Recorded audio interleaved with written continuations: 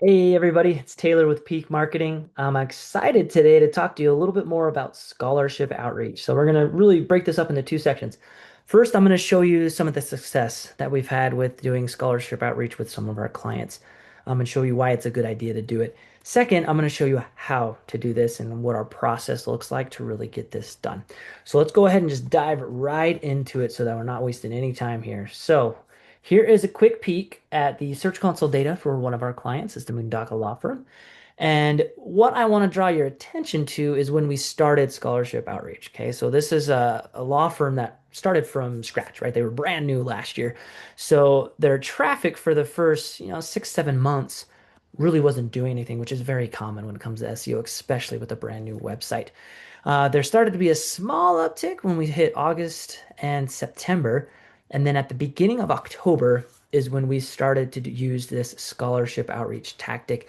And as you can see from there, it just grew pretty much exponentially from that point until this month, they had the most phone calls and the most new cases that they have ever gotten in a single month. So there's a lot of good data to show that using scholarship outreach and getting backlinks that way can help out a website quite a bit. Now, keep in mind, let me go ahead and stop the screen share here for just a second. Keep in mind with scholarship outreach, it's changed how we want to approach this over the years. Okay, it used to be that you would have something like the New Jersey Criminal Defense Attorney Scholarship, right? Where you'd have the exact match keyword that you're trying to rank for, and you make that the name of your scholarship. That is an old, terrible way of doing things. It actually caused more problems than good over the years as people continue to do this. Google caught on to it and started to hand out some penalties for it. So rather than doing it that way, Google tends to care a lot more now about brand signals. Okay. How often is your brand mentioned out there online? So if you've got something like the Mundaka Law Scholarship, it's fantastic for SEO because you're getting tons of backlinks, but they're all branded backlinks. Okay, from different, pretty authoritative websites from high schools, colleges, universities, you name it. So using a brand name scholarship is a fantastic way to help boost your SEO and accelerate some of the results a little bit. I would never have imagined that we would see a result so dramatic over the course of, well, let's see, that was 4 months of data that we were looking at where it was just constantly shooting up for this particular law firm. So the next question then becomes, okay, if we're on board with this idea of doing a scholarship, how do we implement this? Okay, what's the different steps that we really need to go through to make sure that we're doing this the right way? So let me get my screen shared here again. And let's kind of look at some of these steps. So very first thing that we need to do is move this bar out of the way so I can actually see the website is get the scholarship application on our website.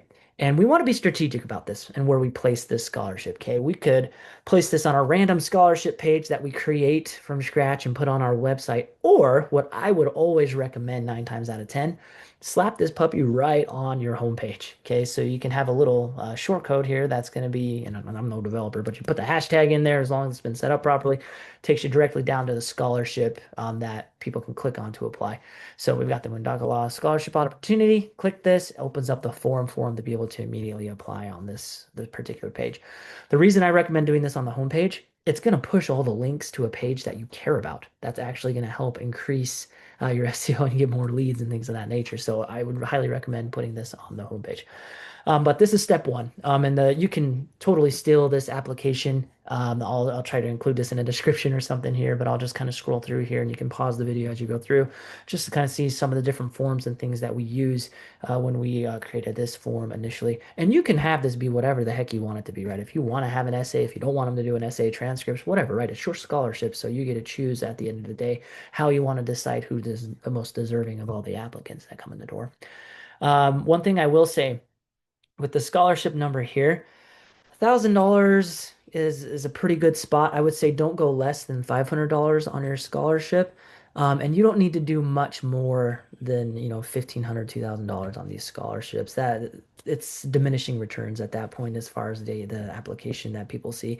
If you got a $500 scholarship though, and it's a fairly simple application, you'll have a lot of decent applicants and it's going to get a lot of attention and people will link to it on their websites. But that's one of the first things you got to look at is how much do you really want your scholarship amount to be? Once you've got the infrastructure on your site set up, Now comes the most time-consuming part of this thing and the most tedious part is we've got to reach out to tons of schools with our link and tell them, hey, we've got this scholarship. Please link to it on your website so that you can have more students apply to this thing. So where I start with this is something within Wikipedia. I like to go with high schools first because they tend to be pretty responsive to these. Colleges can be a little bit trickier to get into. So if you want to have a nice little burst of links first, go for the high schools, then go into the colleges and universities. But I like to do this state by state, right? So we say, okay, we're located in Idaho. So we say, what the heck? Let's start in Idaho. Let's get a list of all the high schools that we can find. Okay. So Wikipedia, do a search, just type in something like Wikipedia list of high schools in Idaho. And it's going to list out tons of these things for you. Okay. Like in Idaho, that's not that big of a state, and there's still tons of high schools that you could potentially reach out to. So what you can do here is you just click on the very first one that you've got here on your list, and it should have a link to the website in this section. So let me scroll up here at the top again so you can see this is what it kind of looks like. You got to scroll down a little bit, and it's usually right over here where you want to click. Now, sometimes these links are dead or bad. So it looks like in this particular case, this is one of them. What I always suggest, get rid of all the backslash stuff so that it's just the top level domain, and you're probably going to have more luck. And it's going to actually pull up the high school's homepage for you instead of the specific page that I was trying to pull there. So then once you get this, get to the actual website of the school, we then want to find someone that we can reach out to make them aware of this scholarship. So a really easy place to start is contact. If you scroll down, more often than not, look at that. You've got an email right there of Jane that you can reach out to.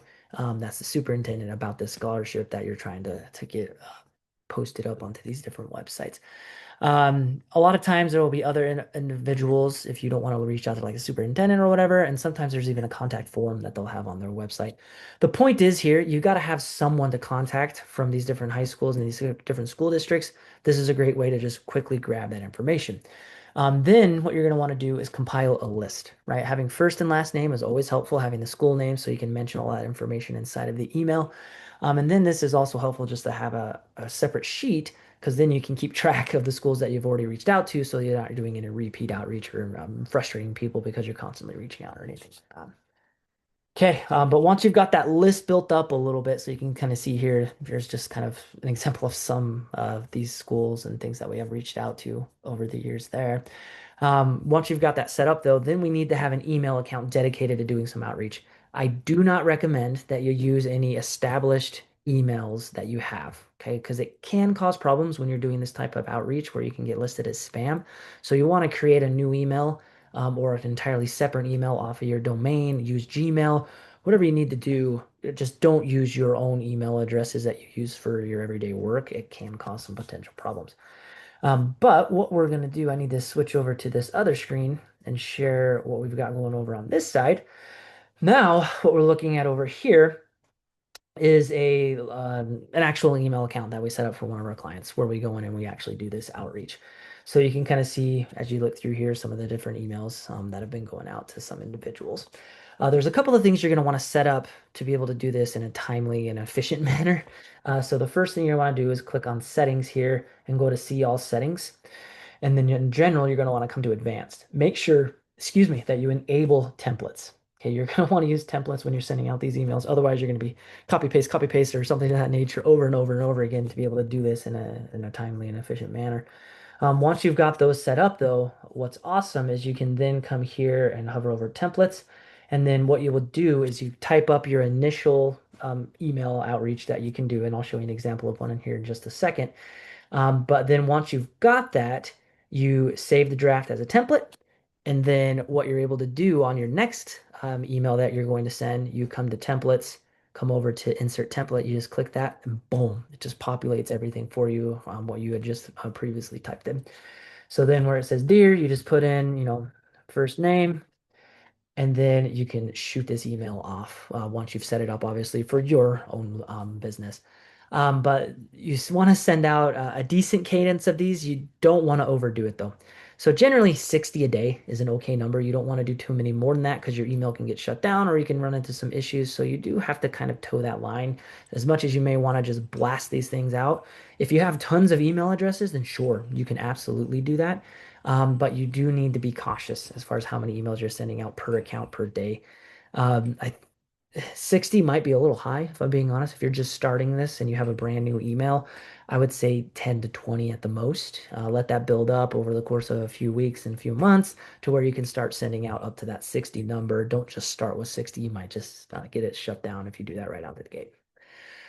Okay, but that's essentially the entire process. So then what you're doing here is you're just sending out more and more of these emails so that you can start to land some more of these backlinks from the scholarship that you're doing. So let me quickly show you an example of what these scholarships look like.